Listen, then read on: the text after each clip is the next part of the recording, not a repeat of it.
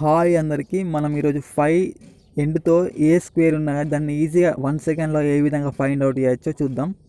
First వచ్చేసి 15 square. మన 15 స్క్వేర్ని identify చేయాలంటే ఏం చేస్తాం? 15 ఇంటూ 15 వేసుకుంటాం. 5 5 25, 2 యాడింగ్, 5 1 5, 5 + 2 7, 1 5 5, 1 1 1 అంటే 5 2 2 అని వేసుకుంటాం. ఇట్లా కాకుండా వెరీ ఈజీగా జస్ట్ 1 సెకండ్స్లో ఎట్లా చేయొచ్చు చూద్దాం. 15 స్క్వేర్ మనము 25 అనేది ఉంటుంది కదా, 5 స్క్వేర్ అంటే 25 కదా, లాస్ట్ 2 డిజిట్స్ 25 వేసుకుంటాం. 1 తర్వాత ఏమొస్తుంది మనకు? 2. 1 × 2 ఎంత? 2. 225 వచ్చింది ఆన్సర్. నెక్స్ట్ క్వశ్చన్ 25 స్క్వేర్ చూద్దాం.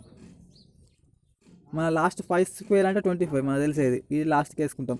2 తర్వాత ఏమొస్తుంది? 3 వస్తుంది. 2 × 3 ఎంత? 6. 625. నెక్స్ట్ చూద్దాం 95 చూద్దాం, పెద్దది. 25 అనేది మన లాస్ట్కి వేసాం తెలిసే. 9 తర్వాత ఏమవుతా? 10. 9 × 10 ఎంత? 90. సో 9025 అనేది 95 స్క్వేర్ అంటే ఎంత అంటే 9025. నెక్స్ట్ క్వశ్చన్ చూద్దాం. 85 స్క్వేర్ చూద్దాం. మా లాస్ట్ 25 వేసుకుంటాం తెలిసే. Next 2 digits. 8 తర్వాత 9 వస్తుంది. 8 9 ఎంత?